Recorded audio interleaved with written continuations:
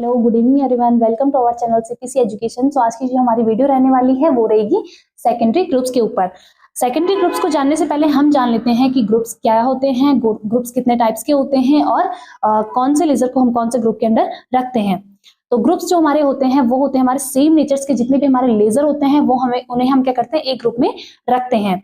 Tally में यानी कि टैली में जो अकाउंटिंग हम करते हैं, अकाउंटिंग के दौरान जो हम ग्रुप्स बनाते हैं उनका यूज हम करते हैं खातों को मेंटेन करने के लिए, यानी कि हमारे जो लेजर्स हम बना रहे हैं वो किस टाइप का है ये जानने के लिए करते हैं। जैसे कि वो हमारा एक्सपेंस है, वो हमारी इनकम है, वो हमारी एसेट्स हैं या फिर हमारी लाइबिलिटीज है। टैली में जो ग्रुप्स होते हैं वो होते हैं 28 ग्रुप्स, जिनमें आपके 15 जो होते हैं वो प्राइमरी ग्रुप्स होते हैं और 13 आपके सेकेंडरी ग्रुप्स होते हैं।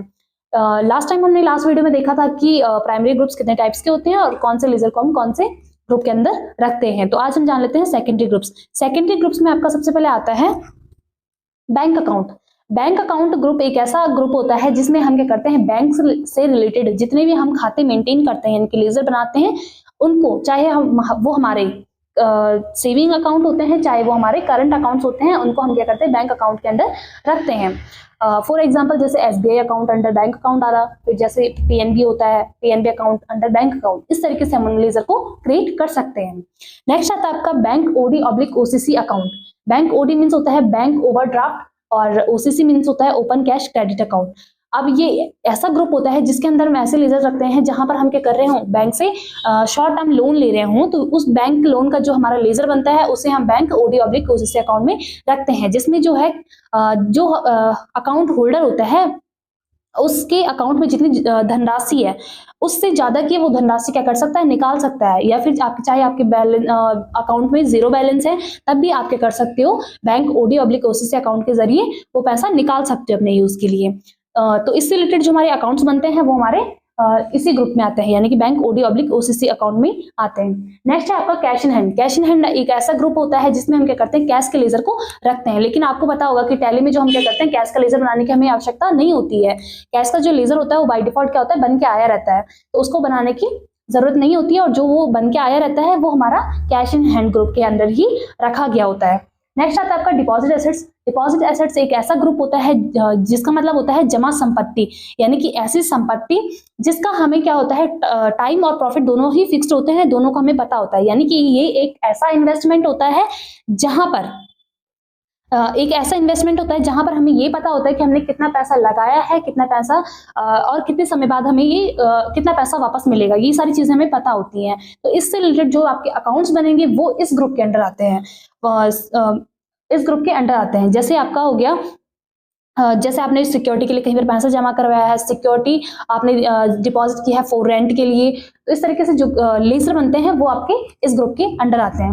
नेक्स्ट है आपका duties and taxes. Duties and taxes एक ऐसा ग्रुप होता है जहां पर हम क्या करते हैं, वस्तुओं और जो हमारे सेवाएं होती हैं उनके एक्सपोर्ट और इम्पोर्ट पर जो हम क्या करते हैं, टैक्स भरते हैं, या फिर जो हमारी इनकम होती है उन पे जो टीडीएस काटा जाता है उस पर जो हमारी जो ये टैक्स से संबंधित जितने भी हमारे अकाउंट्स होते हैं, यानी कि लेजर्स होते हैं, उनको हम क्या करते हैं, ड्यूटीज एंड टैक्सेस ग्रुप के अंदर रखते हैं। फॉर एग्जांपल जैसे हम देख लेते हैं CGST हो गया, SGST हो गया, IGST हो गया, UTGST हो गया, TDS हो गया, इनके लेजर्स को हम क्या करते हैं, अंडर ड्यूटीज एंड टैक्सेस के डालते हैं। नेक्स्ट देख लेते हैं loan and advance assets. Loan and advance assets एक ऐसा ग्रुप होता है जहां पर हम क्या करते हैं, किसी दूसरे पर्सन को हम क्या कर रहे होते हैं, लोन और एडवांस के रूप में पैसे दे रहे होते हैं। तो उससे रिलेटेड जो हमारा अकाउंट बनता है, यानी कि लेजर बनता है, उसे हम लोन एंड एडवांस एसेट्स के अंदर रखते हैं। जैसे कि हमने एडवांस इनकम टैक्स पेड किया है, एडवांस में हम फ्राइट चार्जेस दे रहे हैं, यानी कि ढुलाई का जो खर्चा होता है वो हम एडवांस में दे रहे हैं गाड़ी वाले को, तो इससे रिलेटेड जो हमारे अकाउंट्स बनते हैं वो हमारे किस में आते हैं, लोन एंड एडवांस एसेट्स में आते हैं। नेक्स्ट है आपका प्रोविजन। प्रोविजन एक ऐसा अमाउंट होता है जो हम क्या करते हैं, अपने बिजनेस में बिजनेस का जो हमारा प्रेजेंट प्रॉफिट होता है उसमें से जो हम क्या कर रहे हैं, प्रेजेंट प्रॉफिट में से जो हम अपने फ्यूचर के जो नोन हमारे लॉसेस और हमारी लाइबिलिटीज होती हैं, यानी कि फ्यूचर में जो हमें पता है कि ये हमारे पास लॉसेस आने वाले हैं, इनका हमें खर्चा उठाने वाले हैं हम, और या फिर हमारी ये लाइबिलिटीज अभी पूरी करने को है, तो उसके लिए जो हम पैसा क्या करते हैं, अपनी प्रेजेंट एसेट्स में से, यानी कि प्रेजेंट जो हमारा प्रॉफिट हो रखा है उसमें से हम क्या करते हैं, उसको अलग निकाल कर रखते हैं, तो वो हमारा क्या कहलाता है, प्रोविजन कहलाता है। तो इससे रिलेटेड जो हमारे खाते बनेंगे वो प्रोविजन ग्रुप के अंडर आते हैं। जैसे आपका हो गया बैड डेबिट्स होता है। बैड डेबिट्स वो पर्सन होते हैं जिनको हमने क्या कर रखा है, मतलब कर दिया है, ऋण दिया है हमने, और उनसे हम वो वसूल नहीं कर पाते हैं, तो हम अगर वसूल नहीं कर पा रहे हैं तो वो हमारे क्या कहलाते हैं, बैड डेबिट्स कहलाते हैं। उनको भी हम प्रोविजन के अंडर रख सकते हैं।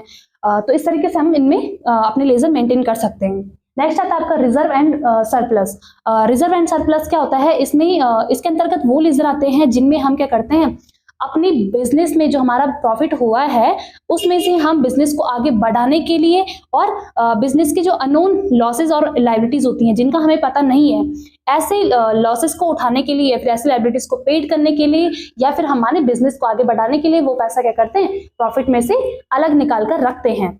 फॉर एग्जाम्पल देख लेते हैं, जैसे बिजनेस के कोई दो पार्टनर हैं, दो पार्टनर क्या कर रहे हैं, अपने बिजनेस को आगे बढ़ाने के लिए क्या करते हैं, अपने जो टोटल प्रॉफिट का आधा हिस्सा क्या करते हैं, अपने प्रॉफिट का जो आधा हिस्सा है उसको क्या करते हैं, बिजनेस के लिए इन्वेस्ट कर लेते हैं। तो इस तरीके से उससे रिलेटेड जो हमारे अकाउंट्स बनेंगे वो किस में आएंगे, रिजर्व एंड सरप्लस में आते हैं। नेक्स्ट है आपका सिक्योर्ड लोन। सिक्योर्ड लोन को क्या होता है, सिक्योर्ड लोन ग्रुप एक ऐसा ग्रुप होता है जहां पर हम क्या कर रहे हैं, किसी से लोन ले रहे हैं, लेकिन लोन लेते समय हमें क्या करना होता है, कोई सिक्योरिटी के लिए कुछ हमें सिक्योरिटी के तौर पर हमें कुछ जमा करना होता है। तो ऐसा जो हम लोन ले रहे हैं उस टाइम पर जो हमारे जो लेजर बनते हैं उस चीज के लिए, तो वो हम क्या कर सकते हैं, सिक्योर्ड लोन ग्रुप के अंदर रख सकते हैं। नेक्स्ट आता है आपका stock in hand. Stock in hand एक ऐसा ग्रुप होता है जहां पर हम क्या करते हैं, टैली में स्टॉक की गणना ना करते हुए अपने गोडाउन से हम खुद अपना स्टॉक की काउंटिंग कर रहे हैं और उसको टैली में डाल देते हैं। तो ये जो हमारा स्टॉक होता है उसको हम स्टॉक इन हैंड ग्रुप के अंदर रखते हैं। नेक्स्ट आता है आपका सन्ड्री क्रेडिटर्स। सन्ड्री क्रेडिटर्स क्या होता है, सन्ड्री क्रेडिटर्स मीन्स होता है लेनदार, यानी कि वो पर्सन जिनसे आपने क्या कर रखा है, सामान खरीदा है लेकिन आपने उनका पेमेंट अभी नहीं किया है। तो जब तक आप उनका पेमेंट नहीं करते हो तब तक वो आपके क्या कहलाते हैं, लेनदार कहलाते हैं। तो इससे रिलेटेड, इन पर्सन से रिलेटेड जो आपके अकाउंट बनाने होते हैं आपको, वो आप इन सन्ड्री क्रेडिटर्स में रख सकते हो।